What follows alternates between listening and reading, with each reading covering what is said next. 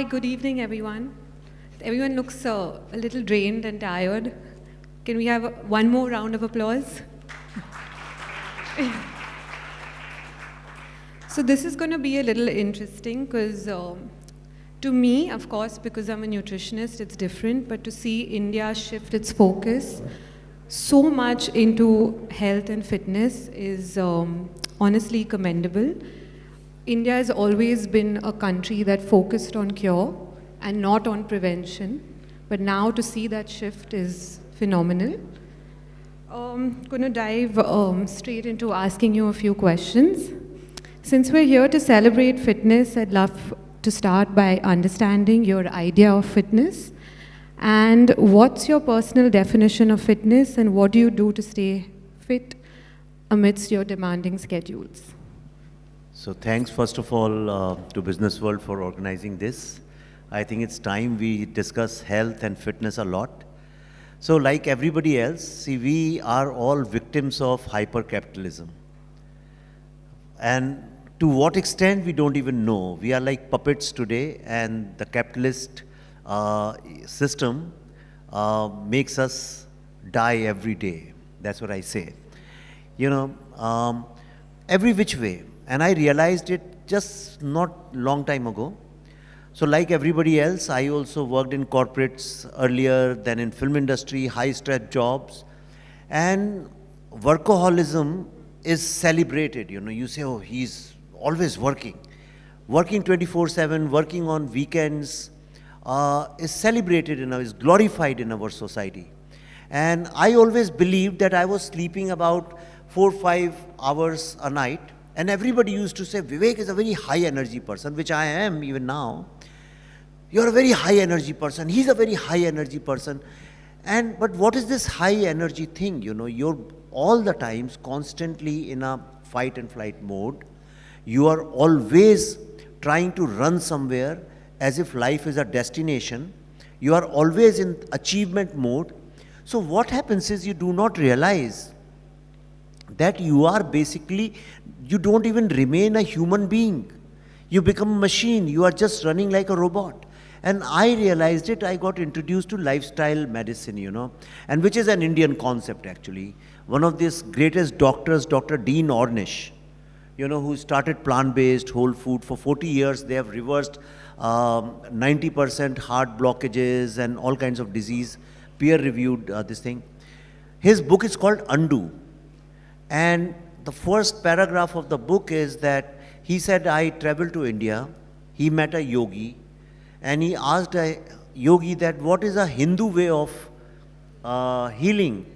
He said, Hindu way is actually spelled undo. So Hindu, undo. And that's why his book is called Undo.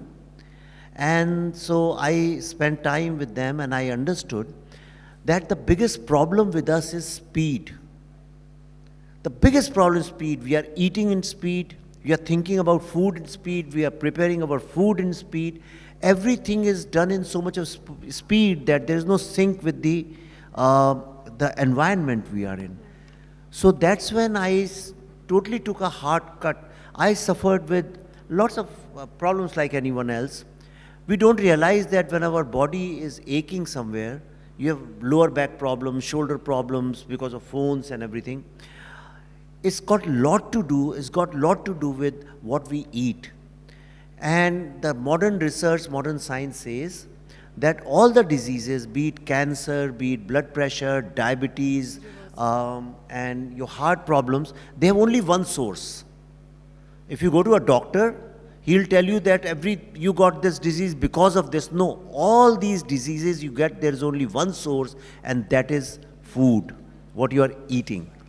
And that's when I said, if you really want health, gym comes later, cardio comes later, everything comes later. The first thing is what you are eating, how are you eating, when are you eating, and how often you are eating. That's absolutely correct, because though we are trying to move into getting healthy, we focus a lot on exercise, and we forget that 70% of being fit is nutrition.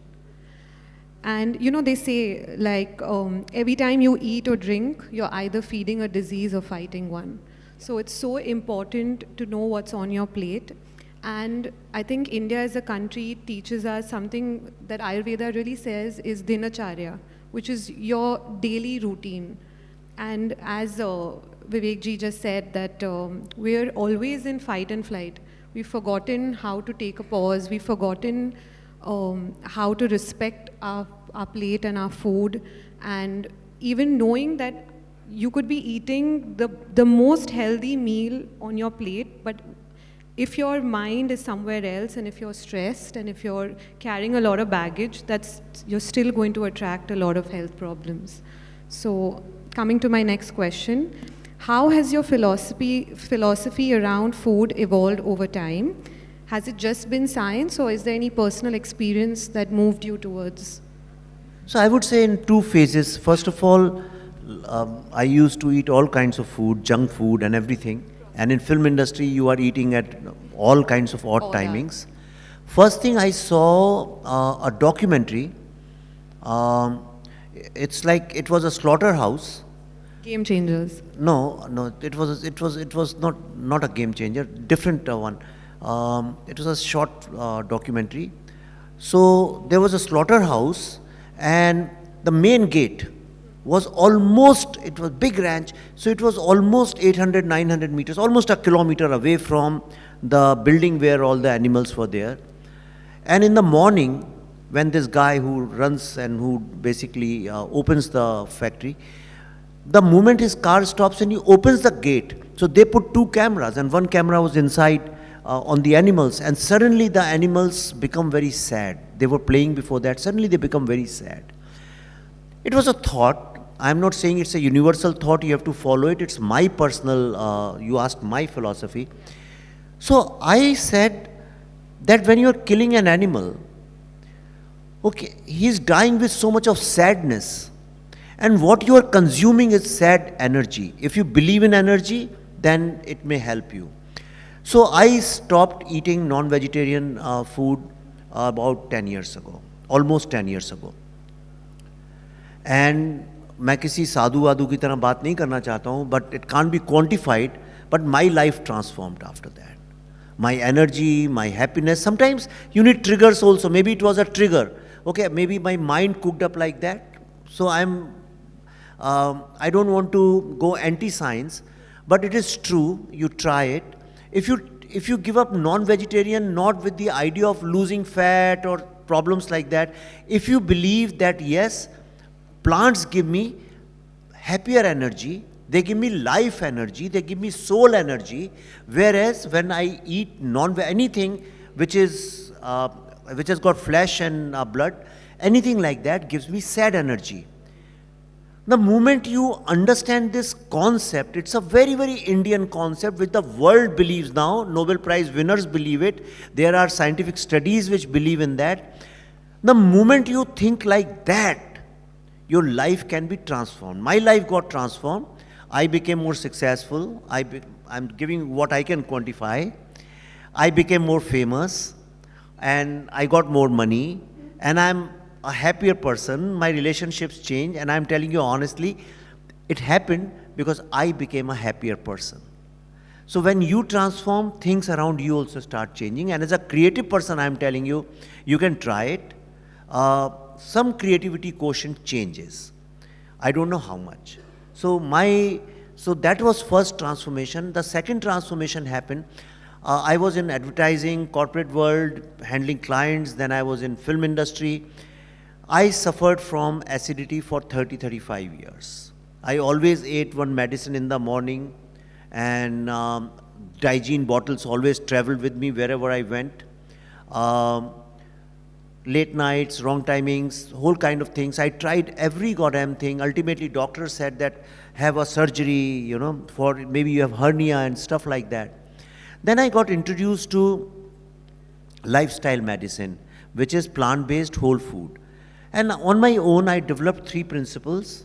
Number 1, anything which grows from earth I eat. Anything which grows from earth I eat. Second thing, anything which has a face and a mother, I don't eat that. So I hope you understand. And the third thing is anything which is advertised on television, I don't eat that. So once I'm advertising person, so I know what goes in making of those ads. So these three principles I started following. Instead of 4 hours, 5 hours, 6 hours, now I sleep a full 8 hours. I have extra time on my hands, and my energy levels have changed. I've lost a lot of weight, and I recently got a test done, and my biological age has got reduced by 13 years.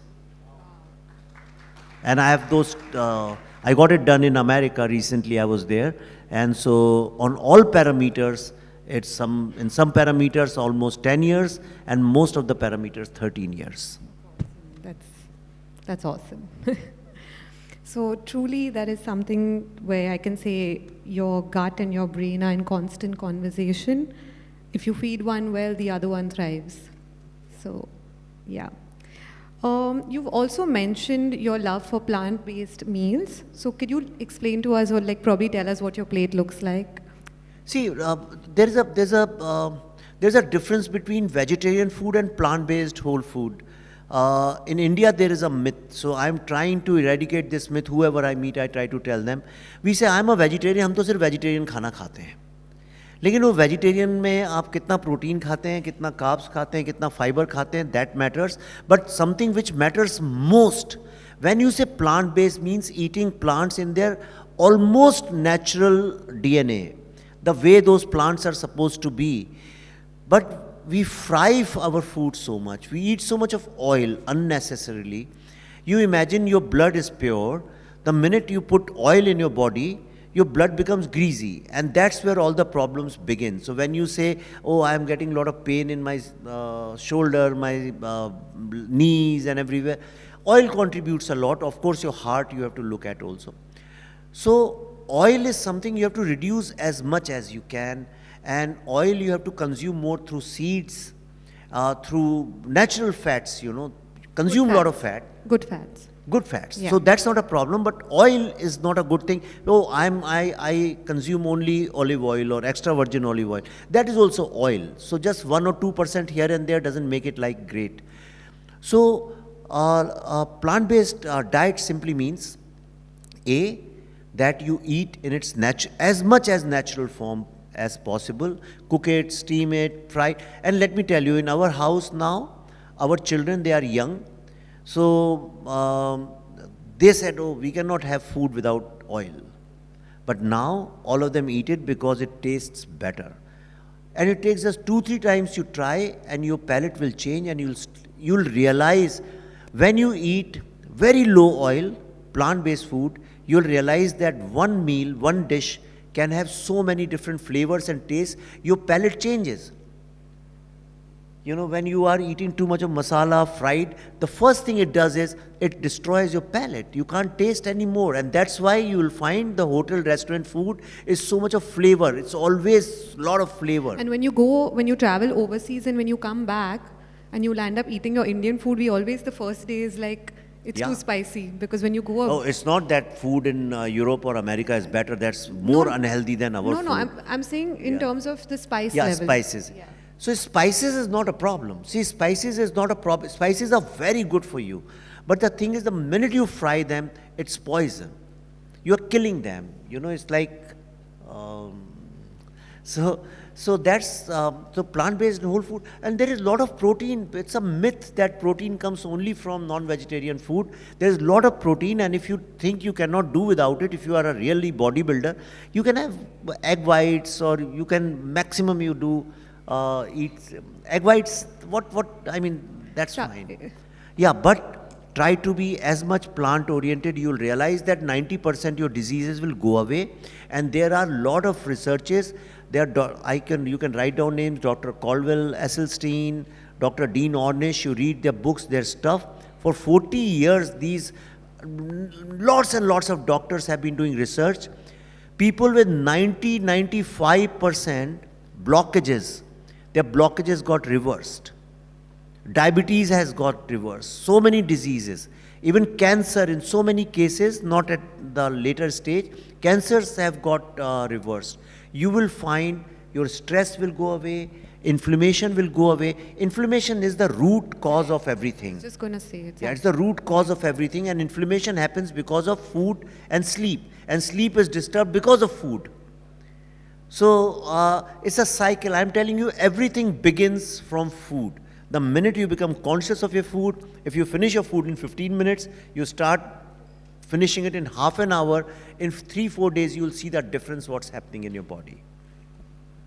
Lovely. You talk, I've seen your interviews before, and you really promote black rice. I mean, yeah, we're a country where we have a lot of varieties of rice. So I just want to understand, is there a specific reason why you love black rice? No, not just black rice. I like the taste of it because you can have black rice without anything, you know. It's a great antioxidant, yeah, and I mean, yeah. it helps you balance your sugar. But and it's a meal by itself, so you don't have to put mixed things, rajma, dal and all that. But black rice, red rice, yellow rice, these are brown rice, these are definitely better than white rice.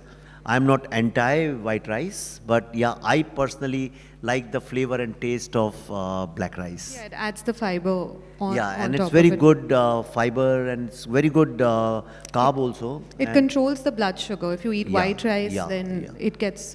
Yeah, and one thing I just want to add here, in India, most of the people don't have even awareness. I'm saying because even, I think I'm a very aware person, still I did not have this awareness that sugar spike is such a problem. We are the diabetes capital of the world. Do you know that? Right? It's because हम लोग एक तो क्या करते हैं, दारू पीते हैं और उसके बाद खाना खाते हैं और सो जाते हैं. तो most of the people do that. So it's become like Indian lifestyle. I think a little walk after dinner really helps curb your sugar spike. And sugar spike is something everybody should be aware of. It's also, we as Indians land up eating a very heavy carb breakfast in the morning without balancing it. So we start our day only with a sugar spike. So, yeah. So, yes, longevity isn't luck, it's a lifestyle. I'm going to go ahead and let's do some rapid fire questions. Yeah? If there's any important question you can take, that's not a problem. No, is there anything else that you'd No, like to share with us about like your journey or 20-year journey with acidity? No, so all I want to say is there are 4 pillars to good health. Okay, number 1, we are worried about lifespan. You have to understand lifespan means nothing. What matters is health span. How long you are going to be healthy. If you can really run with your grandchildren, that kind of long life matters. But if you are lying on bed and your knees have a problem, you have diabetes, you can't get up and you're going to doctors, and then there's no point living so long, you know. So there are 4 pillars to it. Number 1, what you eat. And the second thing is how you move and how much you move. Move doesn't mean only walking, how much you move. And the third thing is stress. Okay, stress does not mean worrying. Some stress is good. Stress simply means how much you are relaxed, how much your breath is in control. And therefore I always recommend pranayam. Don't think it's a yogi thing or it's only for old people. Pranayam is basically for young people. Okay, that's when your life is going to change. In old age, pranayam is more like a time pass.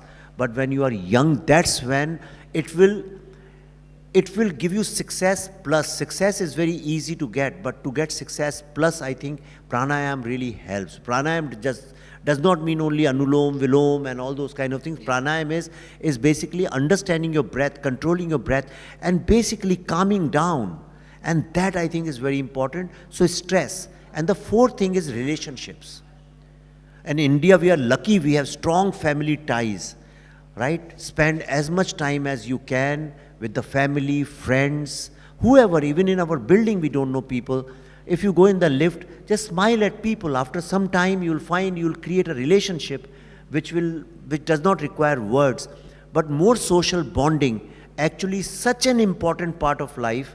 But these days, socialization simply has come to mean going, drinking, partying, ha-ha, hee-hoo, and nothing else. When I say socialize, it means deep, meaningful conversations. Otherwise, that socialization is going to make you more stressed, is going to make you more unhealthy. Meeting people, seeing faces is not socializing. It's deep, meaningful conversations. When you sit with somebody and you can talk with that person without looking at your phone or without looking at your watch. That's why I don't wear watch. So that's when you'll find these 4 pillars, your life will change. Lovely. Okay, so quickly, what's your favorite on-the-go snack during your shoot days? See, earlier it used to be bada pav, samosa, kaju, badam, mungfali. You know, on sets Yeah. these things are in abundance. Set But food is now a- I found a trick. Whenever, see, we are snacking a lot.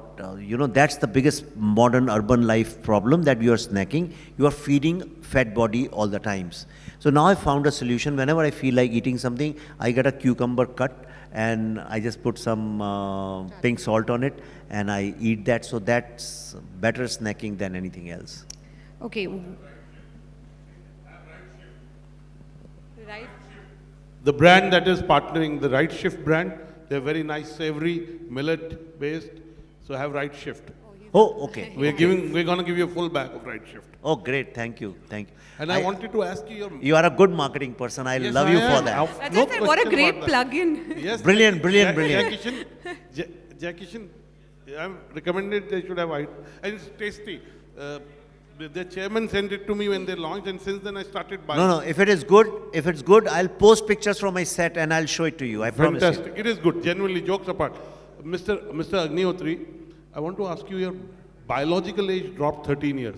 What about your mental age? Is it same or it dropped? Ask my wife, the only Then complaint I don't ask my wife or anyone's wife, I'm asking you. But No, it's not. So my mental age is very young. I'm younger than anybody else on my sets. And that is coming because when you are calmer, you are happier, and when you are happier, you are younger. And there is one more mantra, Mr. Agnihotri. I said it in the morning. Be God-loving and wife-fearing. You'll be healthy, happy, and successful. And your own wife. That's what I mean. Can you tell me what he's saying? Yeah. I'm not getting the feed. I said you should be God-loving and wife-fearing. Oh, God-loving and wife-fearing. But you're 10th November. Anyone who's Scorpio, I bow. And my wife is 9th November born. So anyway, that's another story. Do you work out? yeah, and every single day. Workout means I work out 3 days a week, and I swim a lot. I realize that swimming is the best luxury if you can afford, or I walk a lot. Walking and swimming are, in fact, I broke my meniscus. It's a cartilage, and that's the only bone in your body which does not heal.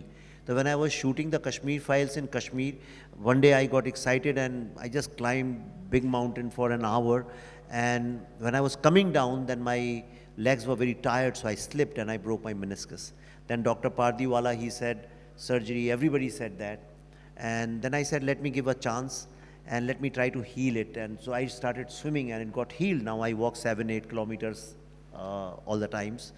So yes, I walk and swim, and I do a lot of yoga, and I work out. But I do more body weight functional training, because my objective right now is not to build muscles, but more Maintenance. strength of muscles. Yeah.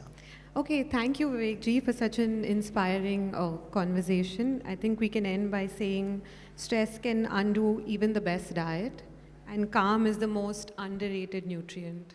So, thank you. Yeah, and one thing can I say? Yeah. Just one Yes, thing I of can course. say. Okay, I want to share one thing. What I have come to realize. In fact, 2 things. See, the modern medical science, it evolved by cutting dead bodies. Whereas yoga and Ayurveda, I'm not saying this pseudoscience Ayurveda, I'm talking about the real one. Okay, they evolved by observing living bodies. Once you understand this difference, then you will start reading about it, read about it. There are lots of myths. So when we say yoga, asana actually means being in the most comfortable position. So in life, you have to find your life's asana. You have to be in the most comfortable place in your life. And you have to find that. Nobody else can help you with that.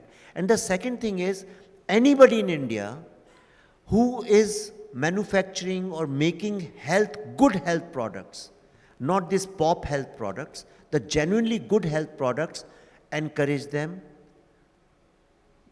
buy their products, give it to other people, and especially on Diwali, give more health products than chocolates and mithais and all those things. India is a diabetes capital. Let's not create more diabetes in this country. These are my two messages. I am not a brand ambassador for anybody. I am just brand ambassador for these two causes. Thank you very much.